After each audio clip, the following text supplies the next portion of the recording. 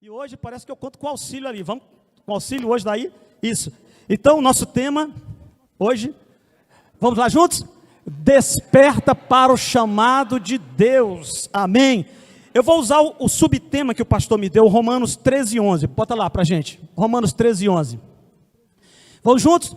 E digo isso a vós outros, que conheceis o tempo, a hora de vos despertardes do sono, porque a nossa salvação está agora mais perto do que quando no princípio cremos. Querido Deus e Pai misericordioso, toma nas tuas mãos esse momento, ó Deus, retira o cansaço, ó Pai, em nome de Jesus, ó Deus, retira todo o peso de preocupação, tudo aquilo que não vem do trono da tua graça, nós repreendemos agora no nome de Jesus, Pai. Ó Deus, que o teu Espírito Santo esteja agora, ó Deus, assumindo o controle sobre o que fala, sobre os que escutam, ó Deus, para que guardemos no coração aquilo que o Senhor tem para nós esta noite, Pai. E que sejamos, ó Pai, servos quebrantados, dispostos à obediência, para que teu Espírito fale e nós possamos ouvir, em nome de Jesus, amém.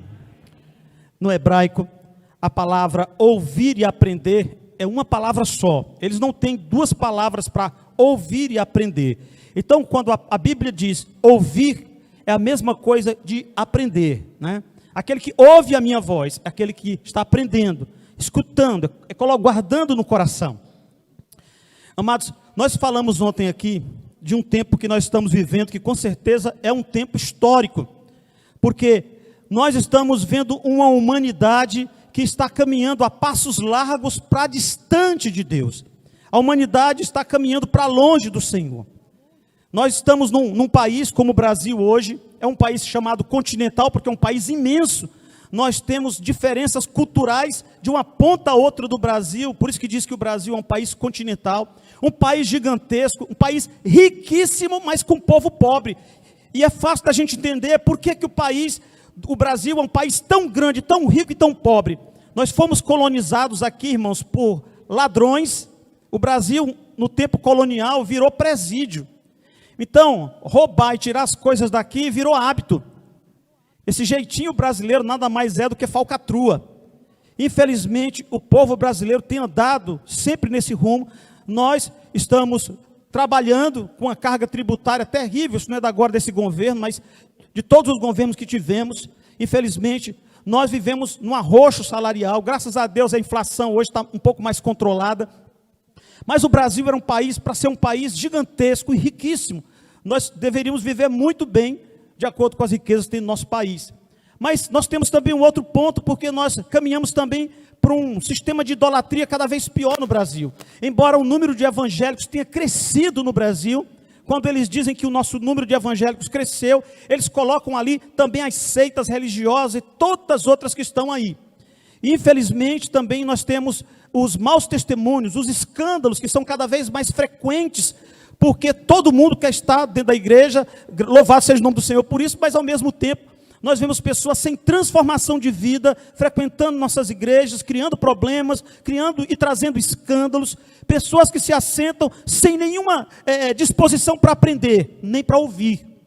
Tem gente que desliga quando a gente começa a pregar. Eu fui pregar no Maranhão uma vez, pastor, e quando o pastor disse, a palavra está com o pastor Wellington, na hora que ele me entregou o microfone, eu estava olhando, assim, uma igreja grande, e uma senhora que estava sentada assim, na hora que eu peguei o microfone, que eu comecei a falar, ela fez assim, ó. E eu olhei aquela arrumação, a mulher escangotou. Deu vontade de eu ir lá e botar o sapato. Não, estou brincando. Mas ela escangotou. Quando eu disse amém, que eu terminei, ela acordou. Eu digo, é incrível, meu Deus do céu. Olha só que coisa maravilhosa. Mas isso é um espírito de sonolência. Ontem eu falei que o Deus desse século cegou o entendimento das pessoas. Isso é verdade. Nós temos uma humanidade conectada hoje nas redes sociais a tudo, menos a Deus. Eu vi um cara experiente dizendo uma frase que me marcou muito.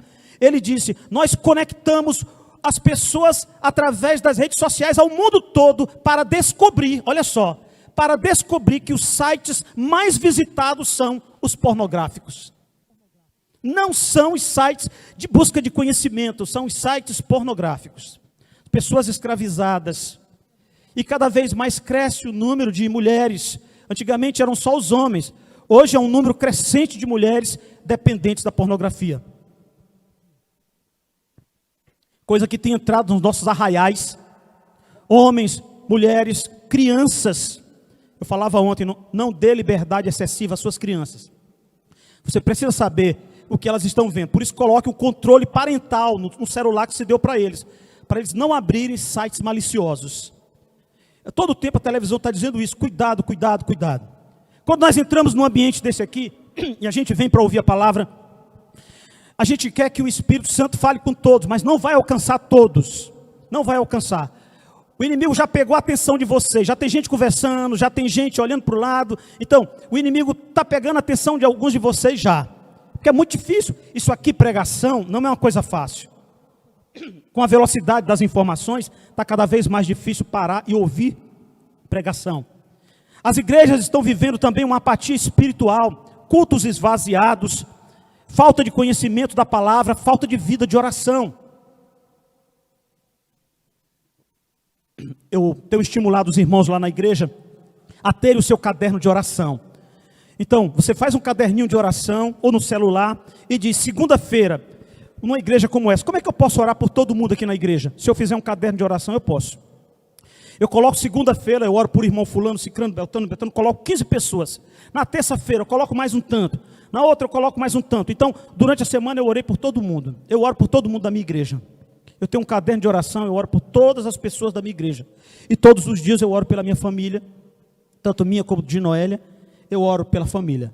Mas cada dia na semana eu estou orando por uma pessoa. Eu vi um pastor uma vez, ele já até faleceu. Ele disse uma coisa assim que pareceu para mim a coisa mais absurda do mundo.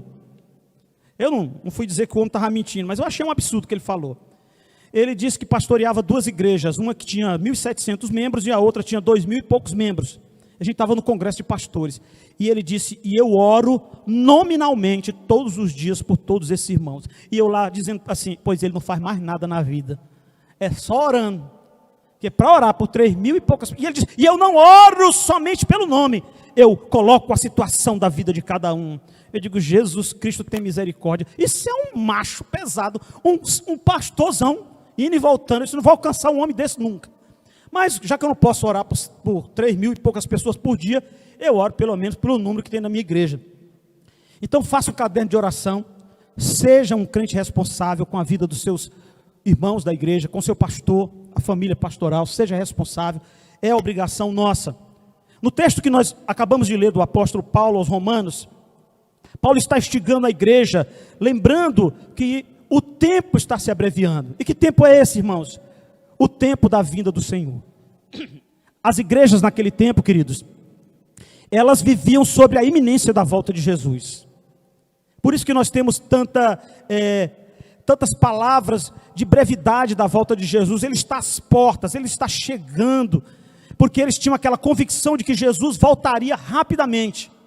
Passado 2.000 anos, nós já estamos achando que ele não volta mais.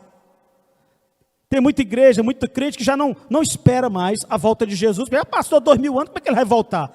E eu digo a vocês, agora, irmãos, agora já é hora de despertar do sono, porque estamos mais perto do que quando cremos.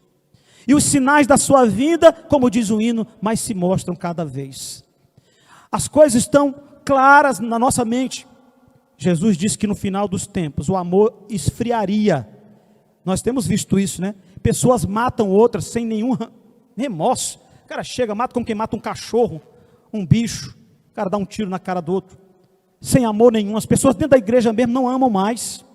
Pessoas são capazes de destruir a vida de um irmão, expulsá-lo da igreja, porque não consegue conviver com aquele irmão.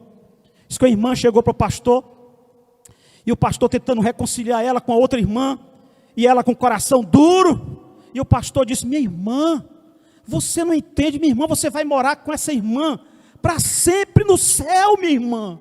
Aí ela olhou para o pastor e disse: não acredito, pastor, o céu daquele tamanho, vou ter que topar com essa mulher lá. Não é possível, um céu grande desse, nós vamos ter que olhar para a cara dessa mulher lá no céu. Com certeza ela não vai olhar para a cara da mulher lá no céu, porque aquele que não ama o seu irmão nunca saiu das trevas. Aquele que fala mal do seu irmão, fala mal da lei, diz a palavra de Deus. E aquele que não ama o seu irmão ainda está nas trevas. Eu acho que a gente não entendeu ainda o que a Bíblia diz, quando ela fala que Jesus disse: se vocês não perdoarem as pessoas, as ofensas que elas fazem a vocês, também vosso Pai que está no céu não perdoará vocês. A minha esposa diz assim para mim: rapaz, tu já esqueceu? Eu digo: já. Rapaz, tu não te toca? Não. Eu não consigo, irmão. Não consigo. Não consigo guardar mágoa. Porque eu não posso fazer isso. Ainda bem que eu não consigo, eu sou meio avoado mesmo. Eu estou ficando mais velho. Tem muita coisa que eu estou esquecendo. Eu louvo a Deus por isso. E uma das coisas que eu faço questão de esquecer é de ofensa. Quando uma ovelha me ataca, eu oro por ela. Porque eu sei que não é coisa boa. Eu tenho 31 anos de ministério à frente de igreja. E eu já vi o resultado que é perseguir pastor, família pastoral. Eu já vi o resultado. Não é bom. Não é bom. Esse meu tempo todo eu já vi. E aqueles que não amam dentro da igreja vivem assombrados pela sua própria maldade de coração. Assombrados, porque o diabo, nosso acusador diante de Deus, de dia e de noite, ele não cessa. Ele não perde tempo, ele está lá insistentemente nos acusando diante de Deus. Amados, Jesus Cristo está voltando a uma urgência para a nossa preparação. E naquele dia, você vai ou você fica? Quando Jesus voltar, você vai estar preparado ou despreparado? Você vai estar como aquelas virgens dormindo? Ou como aquelas outras espertas? Opa, o noivo chegou, eu estou pronto. Uma senhora, certa vez, uma mulher de oração, ela contou no testemunho dela, que ela disse que uma das coisas que ela fazia toda manhã, quando ela abria a janela da casa dela, era dizer: ô Senhor Jesus, será que é hoje que o Senhor volta? E ela se preparando todos os dias, como nós devemos, irmãos, estar preparados também. Nós não podemos ser encontrados, irmãos, distraídos e dormindo. 1 Tessalonicenses, capítulo 5, verso 6. 1 Tessalonicenses 5, 6. Portanto, vamos ler juntos? Portanto, não durmamos como os demais, mas estejamos atentos, sejamos... Quem aqui já bebeu? Quem aqui já se embriagou? Sério? Você levanta a mão aí. Tem uma coisa terrível quando a gente bebe. Eu acho que eu só não bebi, pastor. Às vezes eu penso que eu até bebi etanol. Mas eu acho que só não bebi etanol. Eu bebia todo tipo de coisa. Eu cheguei a beber uma vez um copo paulista daquele desse tamanho, pastor, com 17 misturas de cachaça dentro. Uísque, não sei o que, 17 misturas. Eu joguei isso tudo para dentro. E o cara disse: tu é doido, bicho. Aí eu digo: rapaz, comigo é assim. Aí saí, dei 10 passos, a cabeça fez tonho. Jesus, quase fica. Mas tem uma coisa, quando você se embriaga, você não percebe muita coisa ao seu redor. A embriaguez deixa você meio tonto, deslocado, você fica meio perdido. É disso que ele está falando. Manter sobriedade é manter-se focado naquilo que tem mais importância, amados, que é o nosso caminhar com o Senhor. Nós precisamos todos os dias viver na consciência de que temos um Senhor vivo, que somos a habitação do seu Espírito Santo, e 24 horas por dia há uma necessidade de nós estarmos lembrando disso. Quando você acorda, dá graças a Deus: Senhor, obrigado pela noite de sono. Ou se não foi boa, Senhor, mas eu sei que o dia será. Ó Deus, obrigado por esse momento. Vai entrar no teu carro, subir na moto: Senhor, me protege, eu estou saindo agora. Guarda a vida dos teus servos. Chegando lá no ambiente de trabalho, Senhor, abençoa o local de trabalho aqui. Está lá dentro, olhe para as pessoas: Senhor, abençoa fulano, cicrano. Pai eterno, usa-me nesse lugar, Senhor. Me usa como instrumento nesse lugar. Lá na Câmara, nós temos já uns 4 a 5 anos que eu faço uma reunião toda terça-feira pela manhã com algumas pessoas. Já tivemos, o grupo cresce, diminui, mas eu estou lá insistentemente com 1 a 2 pessoas pregando lá durante 15 minutos só. E por lá passou já 3 pessoas que morreram. Então, antes de morrer, eles ouviram a palavra do Evangelho. Eles ouviram. Não vão chegar diante do Senhor e dizer: nós nunca ouvimos. Porque Deus vai dizer: meu servo pregou a palavra para você. Lá. Você que não quis atender. Nós precisamos de uma atividade, irmãos, de um movimento que nos deixe centrados no Senhor. A gente sabe que um motorista, um piloto de moto, não pode perder a atenção 1 minuto, porque pode acontecer um acidente. Uma jovem da nossa igreja, ela é advogada, estava vindo de Campo Maior, e o telefone dela tocou, e ela disse: pastor, eu não atendi o telefone, mas aquela coisa que eu pensei que era minha mãe. Ela pegou o celular, ela só pegou o celular no banco, e deu essa viradinha de olho. Quando ela viu, ela estava voando na ribanceira, o carro ficou parecido um maracujá, e Deus poupou ela disso. E eu disse, você aprendeu a lição? Ela disse, sim, pastor, aprendi a lição. Aprendi a lição. Você não pode, quando há um risco sério, você não pode perder a atenção. E há um risco sério, amados, que nós estejamos andando nesse mundo e que o diabo, a Bíblia diz que aquele que está de pé, cuide para que não caia. Às vezes eu penso que nós, como povo de Deus, estamos vacilando porque estamos envolvidos com as mesmas distrações que o mundo perdido está. As distrações são o grande perigo, porque roubam o nosso tempo e nos adormecem quanto ao propósito de Deus para a nossa vida. É curioso, mas a Bíblia é a verdade. Quando Moisés disse ao faraó, assim diz o Senhor, deixa meu povo ir. Moisés chegou na presença de faraó e disse, olha, assim diz o Senhor, você tem que deixar o povo ir. O faraó pensou e ele disse, eu já sei. Esse povo está pensando em Deus porque ele está desocupado. Pois agora ninguém vai mais dar palha para eles fazerem tijolos, não. Eles vão ter que fazer tijolo, vão ter que buscar a palha, assim não vai sobrar tempo para eles pensarem no Senhor. Parece familiar isso? Essa estratégia do diabo? Vamos ocupar a mente das pessoas para que elas não pensem no Senhor. Quando a gente pega no celular, você não vai no aplicativo da Bíblia, você vai no Facebook, você vai no Instagram, aí lá tem uns videozinhos que você gosta, outro dia eu estava nesse aí eu olhei para o relógio, tinha passado 2 horas, opa, me deu 2 horas, eu não instalei TikTok, esses negócios, eu tenho um Instagram, tenho um Facebook, mas eu quase não mexo desse bicho mais, por quê? Porque esse negócio consome a vida da gente, e o seu tempo é a sua vida, quando você perde tempo, você está perdendo parte da sua vida.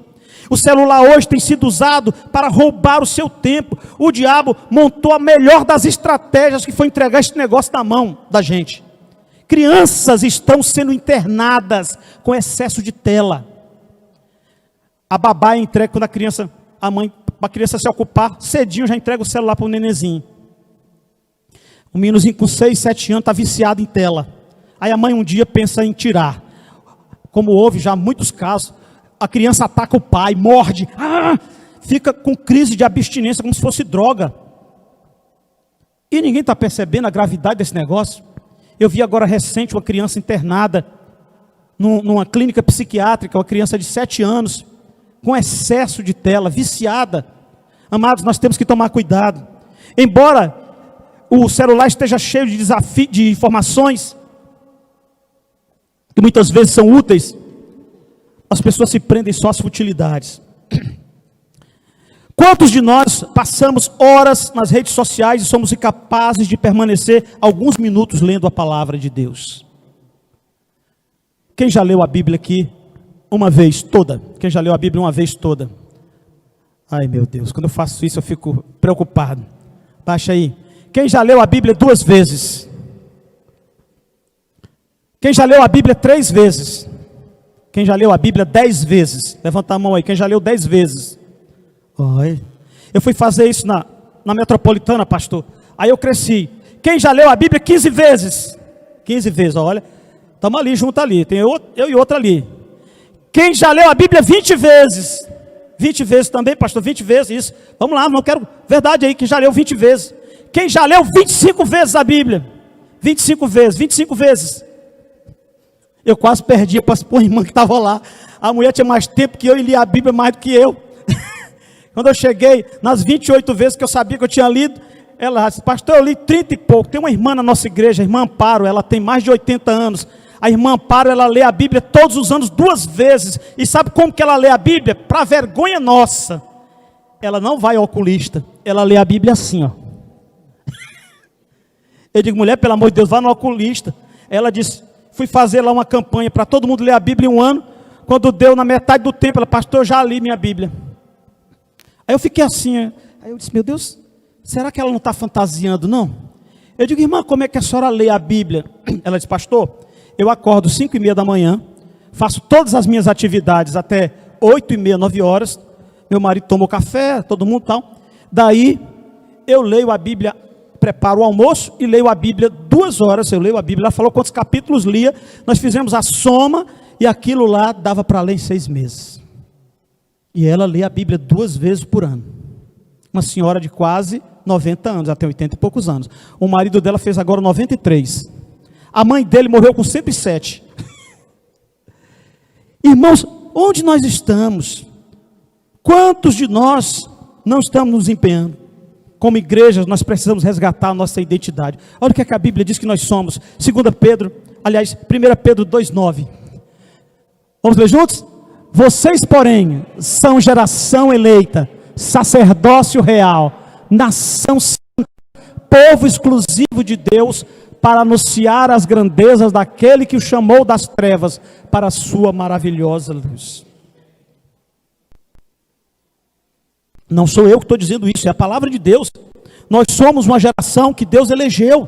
Imagine que você estava perdido e Deus olhou por você. Hoje à tarde eu me emocionei muito pensando nisso. Onde eu estava? Eu estava longe de Deus, mas nem por isso Deus deixou de olhar para mim. Eu andava distante do Senhor no caminho de pecado e destruição, mas nem isso afastou os olhos do Senhor de mim. E literalmente, Ele veio buscar e salvar o que estava perdido.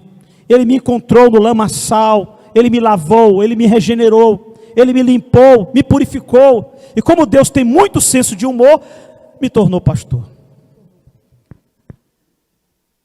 Tem muita gente que dizia assim quando eu me converti: o Wellington, esse vagabundo está indo para a igreja por causa das meninas, né? Mas eu realmente me aproximei por causa de uma garota que eu namorava, mas lá dentro, isso nunca esteve no meu coração.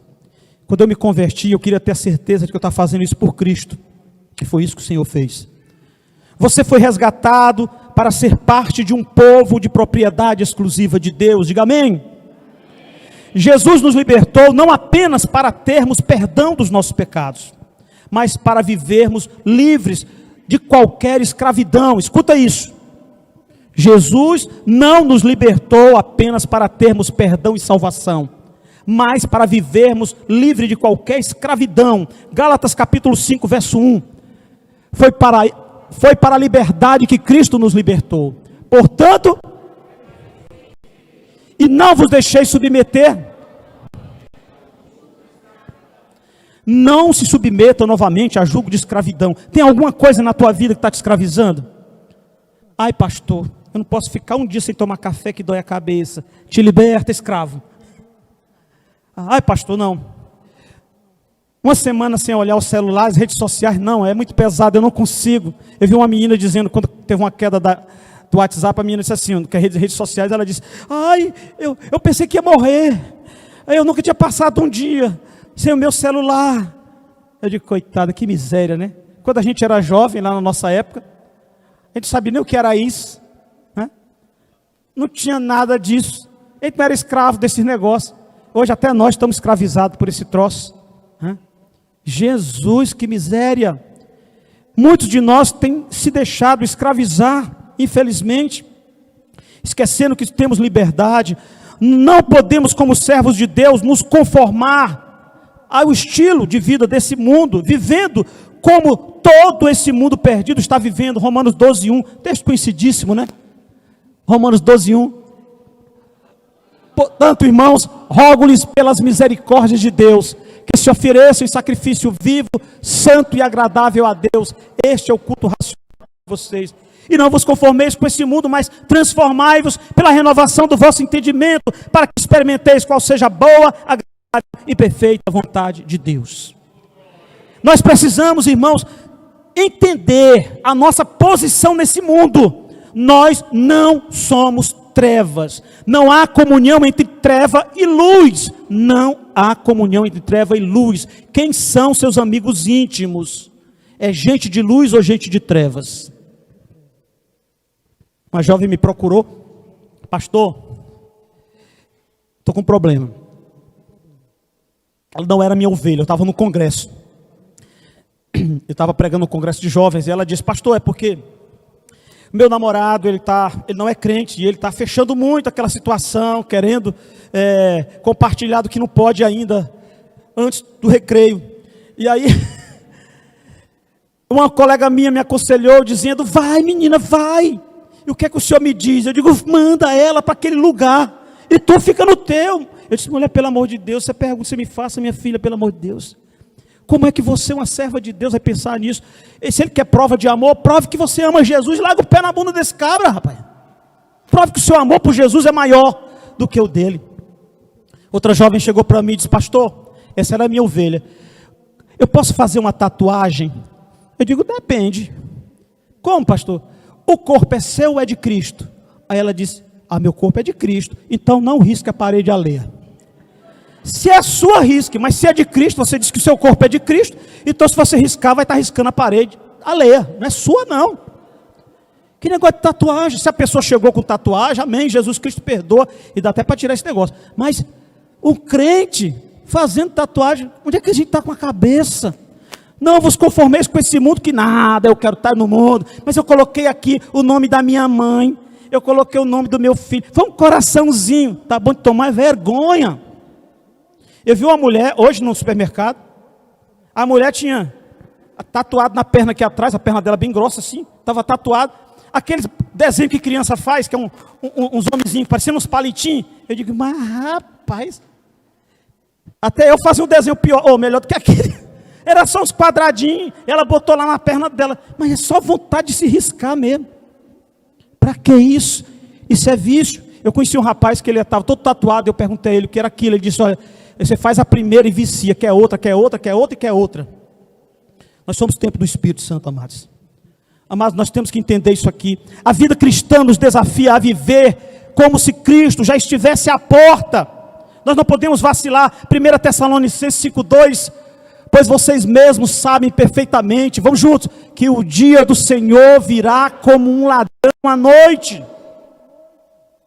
Jesus estava falando, ele falou a mesma coisa, é rápido, vai acontecer, no abrir e piscar de olhos, vai haver o arrebatamento, a igreja desaparece. E eu pergunto: você vai ou você fica? Como é que está a sua vida naquele dia? Você vai ou você fica? Se você não perdoa ninguém, saiba que você fica. Se você não construir uma vida de relacionamento com Deus, você fica. Se você não amadurecer e viver realmente uma vida cristã de verdade, não de engano, você fica. Nós devemos ter uma preocupação, porque a corrida da fé, ela pede uma urgência. Nós precisamos correr esta corrida, tomando cuidado de jamais perder o nosso foco. Hebreus capítulo 12, versículo 1. Portanto, também nós, uma vez que estamos rodeados por tão grande nuvem de testemunhas, livremo-nos de tudo o que nos atrapalha e do pecado que nos envolve, e corramos com perseverança a corrida que nos é proposta. Nós cantamos aqui: os leões não pararam a igreja do Senhor. Eu digo: sabe o que é que para a igreja? Eu digo: o que é que para a igreja? Só tem uma coisa que para a igreja. O que é, irmãos? O que é? Os irmãos sabem o que é. O que é que para a igreja? Para a igreja, para a vida de um cristão, o que é? Pecado, olha aí, sabedoria do alto. Pecado para a igreja. O rei Balaque mandou chamar Balaão para amaldiçoar o povo de Israel. Balaão veio. Quando Balaão disse: só vou falar o que Deus mandou eu falar. Balaão foi lá, voltou, amaldiçoa. Balaão, quando olhou, o Espírito do Senhor tomou ele disse: não cabe maldição contra o povo de Deus. Aquilo que Deus abençoa, ninguém pode amaldiçoar. Aí sabe o que Balaão fez? Voltou para a casa dele, mas cochichou no ouvido do Balaque: tem um negócio que derruba eles, pecado. Solta as gatinhas aí no meio deles aí, as moabitas, zona lourinha, bonitinha. Soltou as mulheres, as princesas, só mulher linda no meio do povo de Israel. Os caras ficaram encantados, começaram a pecar com elas, e o povo começou a perecer, uma praga no meio do povo. O que é que está acontecendo? O neto de Arão levanta, Eliezer, com a lança, sai atrás de um dos príncipes de Israel, com uma das princesas moabitas, e atravessa elas com a lança. E aquele ato dele de justiça, o Deus disse: esse menino aí me honrou. E aí cessa a praga, e o povo enxota aquelas mulheres, bota aquele povo para correr, mata os pecadores que estão lá, Deus abençoa, e eles entram e destroem aquele povo. Mas enquanto eles não tiraram o pecado do meio deles, eles não venceu. A sua vida pode estar sendo derrotada pelo pecado que você está guardando no seu íntimo. Pense nisso, irmãos. De repente tem coisa guardada aí, você está se sentindo derrotado. Você está se sentindo uma pessoa sem forças espirituais, porque talvez tenha coisas que precisam ser retiradas da sua vida, porque estão derrotando sua vida espiritual. Como nós devemos caminhar por essa vida? Nós cantamos isso aqui também, 2 Coríntios 4,18. 2 Coríntios 4,18. Não nos guiamos pelo que vemos, né?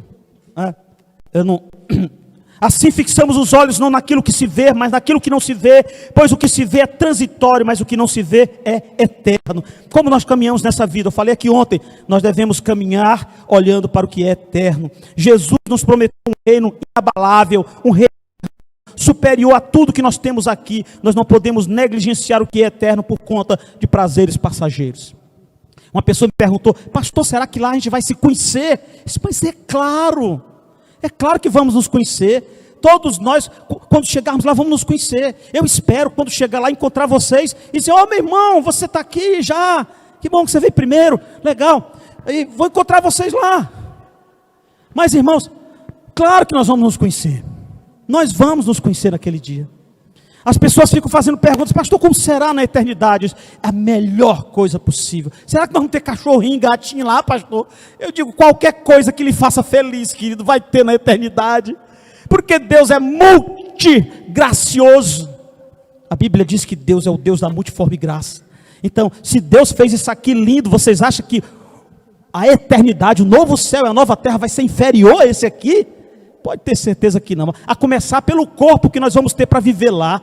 Já pensou? Você come, mas não precisa comer. Você bebe, mas não precisa beber. Você vai poder se transportar para lugares sem precisar pegar um carro nem nada. Você vai só desejar e vai estar lá, como Jesus fazia. Você vai ter um corpo físico, mas que não está limitado à matéria. Que coisa interessante. É um corpo superior. Paulo diz: quando isso que é corruptível se revestir da incorruptibilidade, e isso que é fraco se revestir de poder. Porque o novo corpo é um corpo glorificado, e é isso que Deus promete. E nós devemos viver na consciência, irmãos, de que coisas superiores estão nos aguardando. É isso que nos aguarda na eternidade. E tudo que você está sofrendo hoje, se você está passando tribulação, você é deficiente, você tem alguma deficiência, alguma dor, pense numa coisa. 1 Pedro 1,24. Bota 1 Pedro. Pois toda a humanidade é como a flor da erva. Era esse o texto que eu queria não, mas deixa esse texto aí. O texto que eu tinha pensado, está lá na frente um pouquinho. Que tudo, Pedro vai dizer que é leve e momentânea tribulação. Leve e momentânea tribulação. Pastor Russell Shedd estava com câncer, morrendo com câncer. E aí perguntaram o Shedd, ele dá uma entrevista todo baqueado, coitado. Aí disse: pastor Shedd, como está sendo enfrentar essa doença? Ele disse: meus irmãos, durante toda a minha vida eu nunca sofri. E agora, passando por esse momento de sofrimento, eu sei que isso é leve e momentânea tribulação. Vai passar. Vai passar. E eu digo a você, querido, vai passar. Vai passar. Às vezes eu estou dormindo, é tanta dor. Dói aqui, dói acolá, é a idade do condor. O pessoal me olha assim: pastor, o senhor está tão jovem. Diz, pois é, a lataria está ótima, mas o maquinário já está um pouco prejudicado. Aí você vai, é dor. E aí você fica pensando, e eu sei, eu digo para mim mesmo: é leve e momentânea tribulação, vai passar. Logo, logo eu estarei na glória, por toda a eternidade, nunca mais eu vou sentir uma dor. Eu vou sentir uma tristeza por toda a eternidade. Nunca mais eu vou sofrer. Oh, aleluia! Porque a alegria do Senhor é a nossa força. E ela vai se tornar plena naquele dia. Por toda a eternidade. Toda a eternidade. É tempo sem fim. Isso aqui é tempo que acaba. É tempo que termina. E nós estamos envelhecendo, sabendo disso. Nosso tempo está breve. Eu já estou preparado há muito tempo. Já meti o dedo no olho da morte umas 3 vezes já. Fui internado na época da Covid. Fiquei lá naquela UPA lá do Renascença. Vi meu colega Gessé passar por mim e morrer. Saí dali para morrer. O Gessé é meu amigo da Redonda. Vi outras pessoas também que passaram por mim e morreram. E Deus permitiu que eu voltasse. 2006, meus 2 rins pararam. Eu tive que fazer hemodiálise para meus rins voltarem a funcionar. Passei 29, foi 30 dias internado. Quase eu viajava. E aqui tem muitos aqui que já meteram o dedo no olho da morte também. Quantos aqui já meteram o dedo no olho da morte? Vários já tiveram essa experiência. Mas, irmãos, um dia tudo isso vai acabar. É disso que nós estamos falando. Nós precisamos entender isso. Paulo escreve aos Colossenses capítulo 3, verso 1. Colossenses 3, 1. Portanto, já que vocês ressuscitaram com Cristo, vamos juntos, procurem as coisas que são do alto, onde Cristo está sentado à direita de Deus. Diga, louvado seja o nome do Senhor. Amém. Você está buscando as coisas do alto, ou você ainda está feito cachorro correndo atrás do próprio rabo, preso à ignorância desse mundo? Buscai as coisas que são do alto. Buscai as coisas que são do alto. Quando eu me converti, eu tinha um colega que ele dizia que lia a Bíblia também. Toda vez que esse cara ia conversar comigo, ele dizia, o novo convertido, mas o Hélito, eu ia tentar explicar as coisas para ele, ele dizia, mas o Hélito, lá na Bíblia, está escrito assim. Aí eu curvava a cabeça, eu disse, está escrito, isso está na Bíblia, está escrito assim. Aí eu, oh, rapaz. Aí eu comecei a ler a Bíblia, ler. Aí eu lia 8 horas por dia a Bíblia. Eu lia 40 capítulos da Bíblia por dia. Li. Aí eu voltava a conversar com ele. Ele disse, mas lá na Bíblia diz isso assim, ele está assim assado. Eu digo, diz não. Lá diz assim, assim assado. Aí ele, você está citando a Bíblia errada. Você está citando a Bíblia errada. E tem muita gente caindo nessa. Quem semeia vento, colhe tempestade. Está na Bíblia ou não está, irmãos? Quantos acham que quem semeia vento, colhe tempestade está na Bíblia? Quem mais concorda com o filho ali? Isso é Oséias, irmãos. Está no livro de Oséias. Quem semeia vento, colhe tempestade. Está no livro de Oséias. Santo de casa não faz milagre. Está na Bíblia ou não está? Quem acha que está na Bíblia? Levanta a mão. Santo de casa não faz milagre. Isso, está não. Jesus nunca disse isso. Ele disse, o profeta não tem honra na sua própria casa. Mas ele nunca falou que santo de casa não faz milagre. Viu? Isso aí é falta de leitura da Bíblia. Falta de conhecimento da palavra. E por isso meu povo está perecendo. Porque não conhece a palavra. Falta conhecimento para o meu povo. Por isso meu povo está perecendo, diz o Senhor. Portanto, vocês que foram ressuscitados juntamente com Cristo, busquem as coisas lá do alto. Viva com os olhos na eternidade que Cristo lhe prometeu. E seja grato por tudo.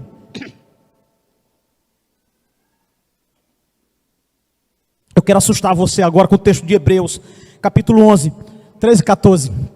Todos estes andaram, viveram pela fé, ainda viveram pela fé, e morreram sem receber o que tinha sido prometido. Viram-nas de longe, e as saudaram, reconhecendo que eram, juntos, estrangeiros e peregrinos na terra.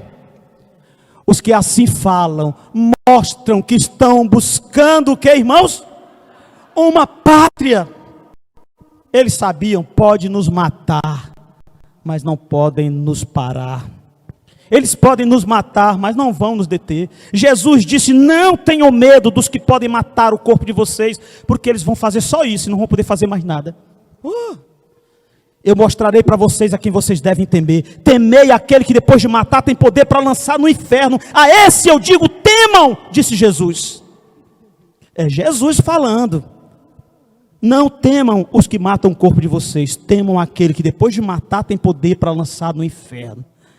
Aí agora nós estamos vendo aí uns pastores aí pregando que inferno não é bem assim, não é essa coisa toda, dizendo que Jesus estava mentindo. É eternidade no inferno, tem que ser dito, é eternidade no inferno, é sofrimento que não vai ter fim, ranger de dentes eternos. E a pior coisa vai ser se arrepender no inferno. Você lembra do rico e Lázaro? O cara virou missionário, misericordioso lá no inferno, só que não valia mais nada. Manda avisar meus irmãos. Se eu tivesse lá eu ia avisar eles. Pai Abraão, manda avisar meus irmãozinhos, para eles não virem aqui para o inferno também. Abraão disse, eles têm a palavra de Deus, que a escutem lá. Ninguém vai sair daqui para avisar ninguém.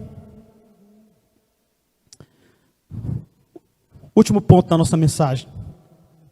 Agora eu já passei do meu horário. Ninguém que põe a mão no arado pode olhar para trás. Lucas, capítulo 9, verso 62. Vamos ler juntos?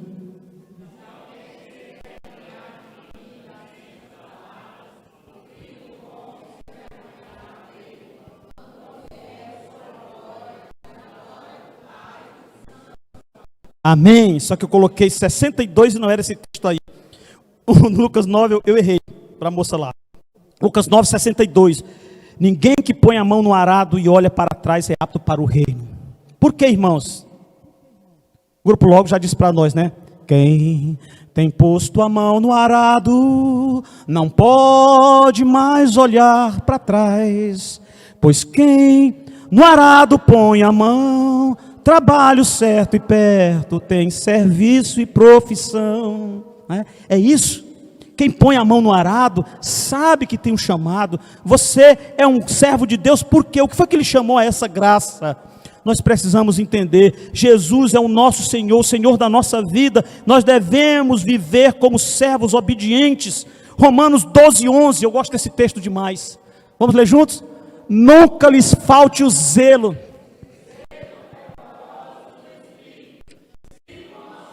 Oh, aleluia!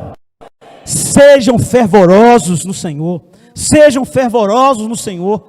Pega a tua palavra. Essa palavra é lâmpada para os nossos pés, é luz para o nosso caminho. E só tem um jeito da gente não viver em pecado: guardar essa palavra no coração. Guardá-la no coração. Essa é a solução para a nossa vida.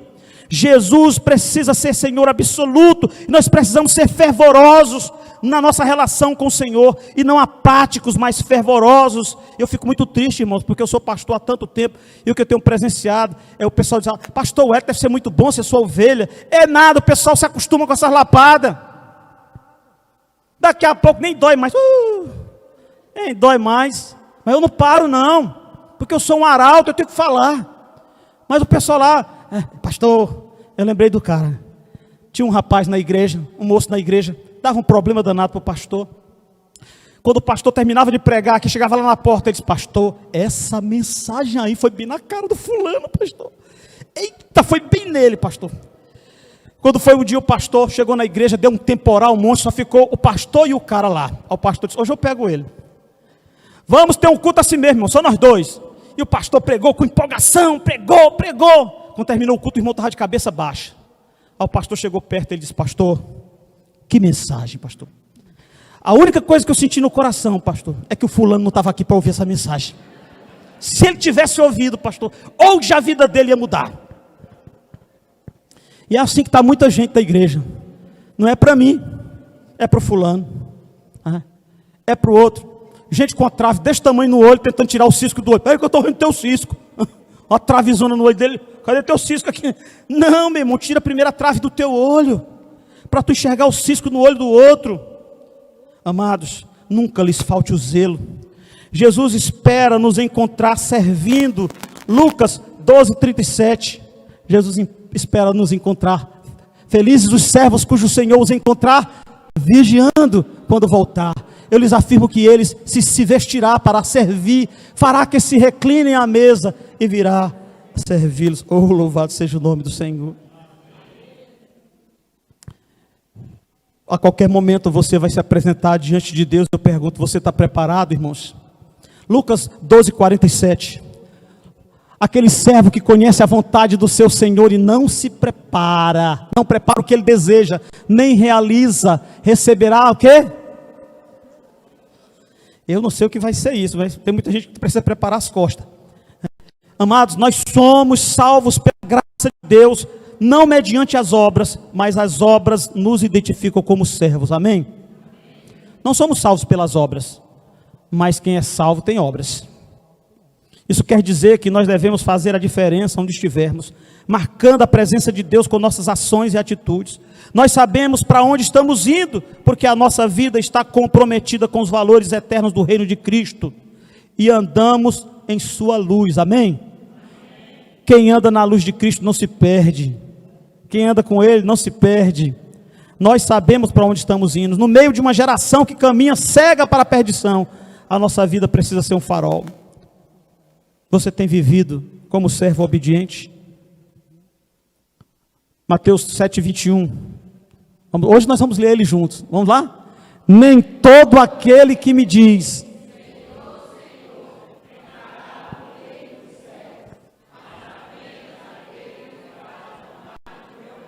Você sabe o que é isso aqui? Isso aqui é porta estreita. Você lembra que Jesus disse? Que a porta larga, o caminho largo leva para onde? Para a perdição. Mas a porta de salvação, ela é estreita. O caminho é com dificuldade que você passa nele. Paulo vai dizer se é com dificuldade que o salvo encontra a salvação. Onde comparecerá o ímpio e o pecador? Na presença de Deus? Não, com certeza.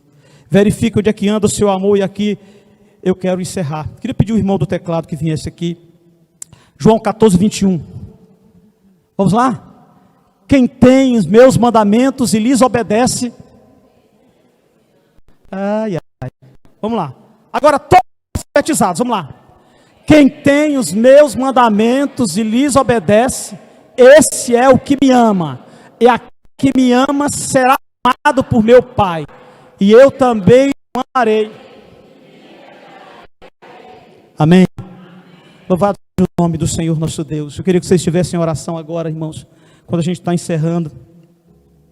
É tempo de restauração, de arrependimento, de transformação de vida. Ali fora eu vi num carro ali escrito ali uma frase que eu uso de forma contrária. Acho que no carro estava escrito assim: as coisas só mudam quando você mudar. Mas eu sempre digo, nada muda se você não mudar. Toda mudança que você quer ao seu redor começa em você. A sua família está com problema, quem precisa mudar? Primeiro você. Seu trabalho, você está tendo problemas, quem precisa mudar? Primeiro você. Você precisa de mudança de vida. E é isso que o Evangelho está fazendo na nossa vida. Nós precisamos nos render por completo, render o nosso orgulho, porque a Bíblia diz que Deus resiste aos soberbos, mas dá graça aos humildes. Não tenha medo de ser humilhado. É ruim humilhação, mas é melhor ser humilhado e ser exaltado pelo Senhor, do que ser soberbo e ser derrubado por Ele. Perdoe quem ofendeu você. Busque o amor, busque a paz. A palavra de Deus diz que quando depender de vós, tende paz com todos. Reconstrua seus relacionamentos. Seja um servo fiel ao Senhor. Seja fervoroso. Renda-se diante de Deus. E você, meu querido, que está aqui hoje à noite, se você ainda não entrou em aliança com o Senhor Jesus, eu não gosto muito desse negócio de quem ainda não tem Jesus. Todo mundo acha que tem Jesus. Todo mundo diz que ama a Deus e de fato ama, mas o amor é demonstrado pelo nosso comprometimento. Então, se você quer salvação para a sua vida, você precisa entrar em aliança com Jesus. O que é isso? Eu preciso render a minha vida a Ele. Eu preciso dizer: Senhor Jesus, eu preciso de Ti. Eu quero que o Senhor entre na minha vida e seja Senhor da minha vida. Eu vou fazer uma oração agora. E se você que está aqui ainda não fez essa oração, e você fizer, pode ser uma oportunidade para você. Só no seu coração você vai dizer assim: Senhor Jesus, eu quero o Teu reino. Eu quero viver na eternidade contigo. Eu quero experimentar de todas as coisas maravilhosas que o Senhor preparou para aqueles que Te amam. Por isso, nesse momento, eu entrego a Ti a minha vida e o meu coração.